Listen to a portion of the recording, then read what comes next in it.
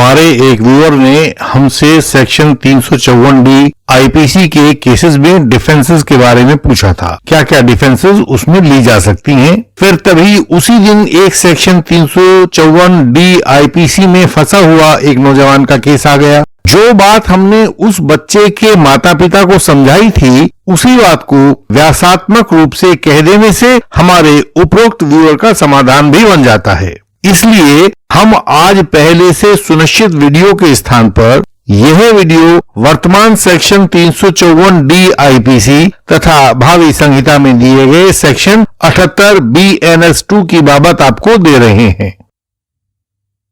सबसे पहली बात तो यह समझी जानी चाहिए कि जो कुछ अपराध सेक्शन 354D आईपीसी में लिखा हुआ है, वही का वही सेक्शन 78 BNS2 में भी कॉपी पेस्ट कर दिया गया है। कोई भी परिवर्तन उसमें नहीं है।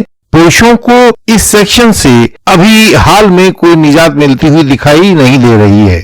वैसे सेक्शन 354D आईपीसी या 78 BNS2 के द्वारा जिस अपराध का निर्माण किया गया है, उसे स्टॉकिंग या पीछा करना कहा जाता है। इस अपराध को वर्ष 2013 में आईपीसी में शामिल किया गया था। हम आपको किताब में लिखे सेक्शन का शाब्दिक अर्थ तो नहीं बता पाएंगे, केवल उसका तत्व ही बताएंगे। इसके अनुसार जब कोई पुरुष, पहली बात, स्त्री से मेलजोल बढ़ाने के लिए उसकी अनिच्छा के बावजूद उससे बार बार संपर्क करता है या संपर्क करने का प्रयास करता है।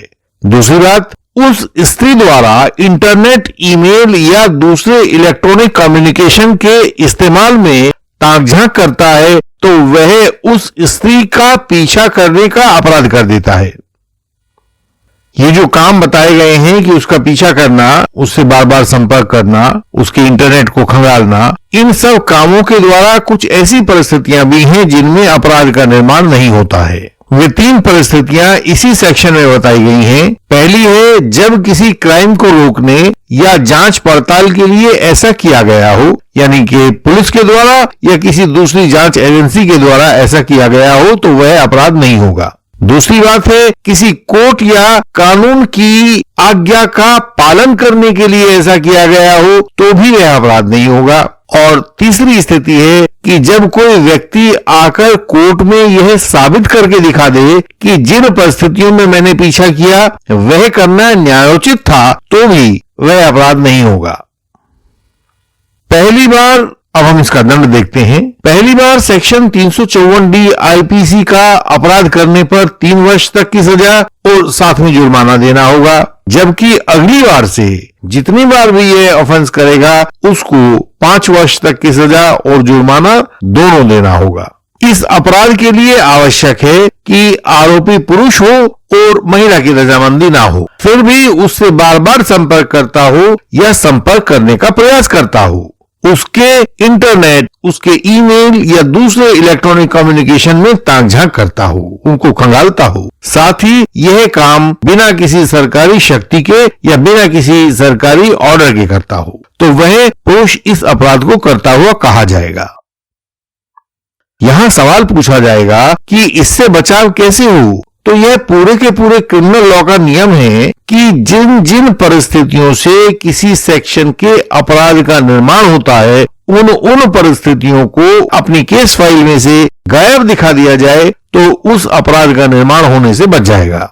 जो कुछ सेक्शन की भाषा में लिखा है कि फला फला बात जरूरी है इस अपराध का निर्माण करने के लिए, तो डिफेंस में आप यह दिखा दें कि ये जरूरी बातें आपके इस केस में नहीं है, और इसका सबसे बेहतरीन जरिया होता है आपके द्वारा पूछा गया क्रॉस एग्जामिनेशन। तो वह हम आपको बताते हैं, लेकिन पहले यह देखिए। आप जब हमारे मेंबर बनकर अपने केस के पीडीएफ कागजात हमको भेजेंगे, तो हमारे एडवोकेट्स की टीम उन कागजात को पढ़कर आपके केस की एक रिपोर्ट तैयार करेगी, जिसमें आपके केस की वर्तमान स्थिति और संभावित भविष्य बताया जाएगा। फ्लैशिंग और डिस्चार्ज पर बताया जाएगा और मेंबर्स को यह मुफ्त बताया जाएगा। आपको ध्यान यह रखना है कि पूरे केस के कागजात साफ साफ और पढ़ने योग्य हो। चादर बिछाकर मोबाइल से पीडीएफ बनाने पर उनको पढ़ना कठिन होता है। जितना पढ़ने में आसानी होगी रिपोर्ट उतनी ही अच्छी बन पाएगी, क्योंकि पूरा ध्यान कानून पर रहेगा। केस में कोई कठिनाई आने पर या पर्याप्त कानूनी सलाह के अभाव में परेशान होने पर आप हमारी रिपोर्ट से जानकारी और स्पष्टता दोनों पा सकते हैं, बिना कोई खर्च किए हुए पा सकते हैं। बस ध्यान रहे कि कागजात पूरे भेजें और साफ व पठनीय भेजें।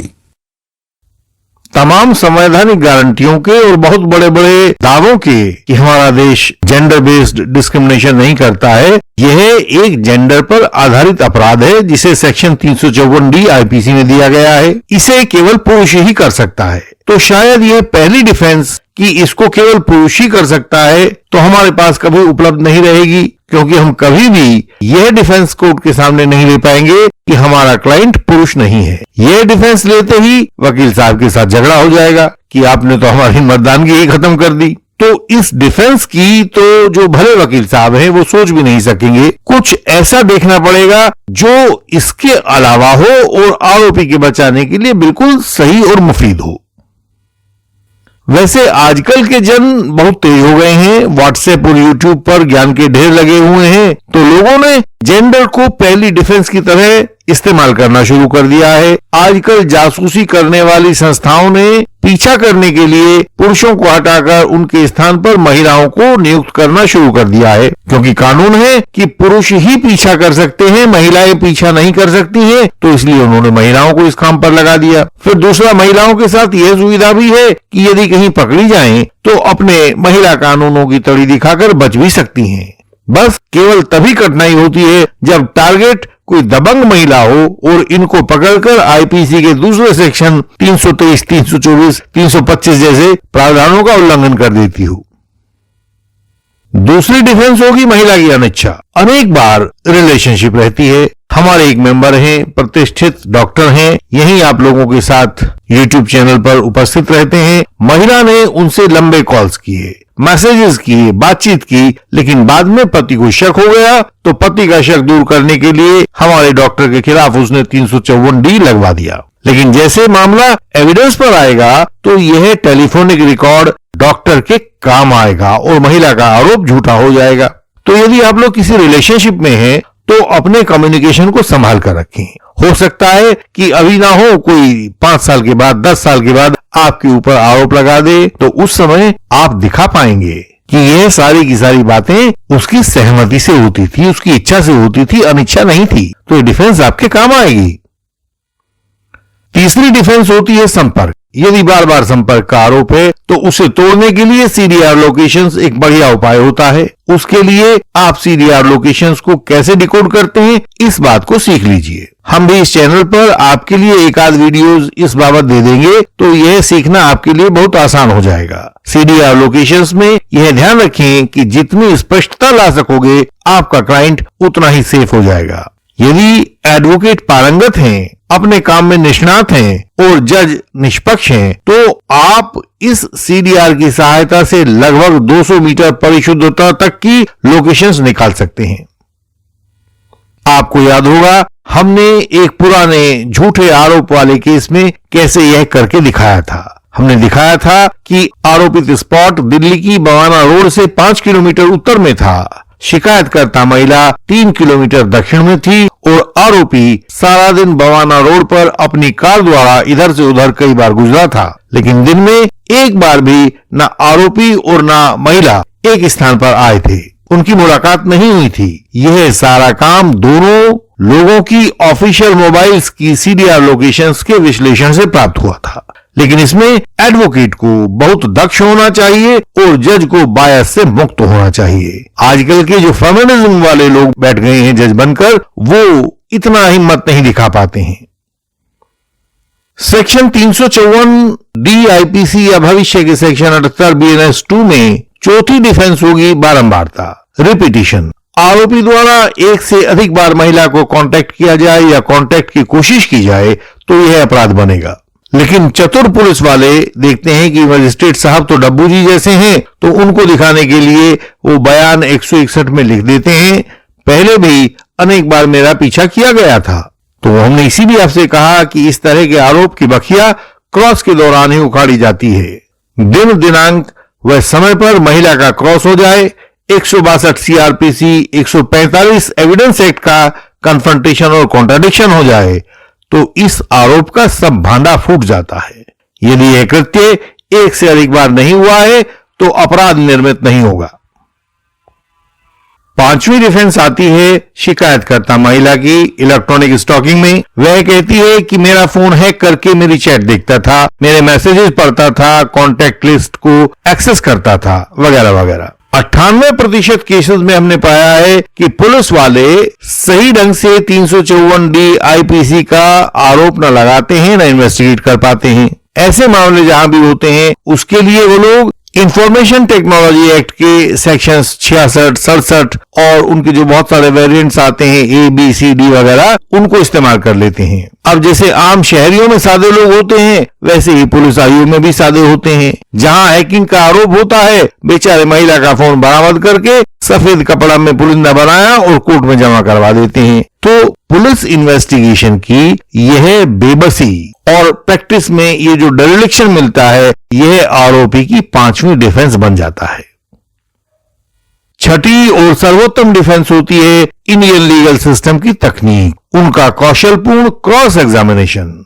कुछ सवालों के बाद गवाह अपने दाएं बाएं की बात भूलकर पीछा छुड़ाने की सोचने लगता है। क्रॉस एग्जामिनेशन वास्तव में किसी भी ऑफेंस का या अपराध का नहीं होता है, केस फाइल की परिस्थितियों में उस गवाह की भूमिका का होता है। तो जहां कुछ भी ग्राउंड उपलब्ध नहीं है, वहां भी जमीन फोड़कर जलधार निकाल देना, यह इंडियन लीगल सिस्टम की विशेषज्ञता है और आप लोग इसे देखते भी रहते हैं।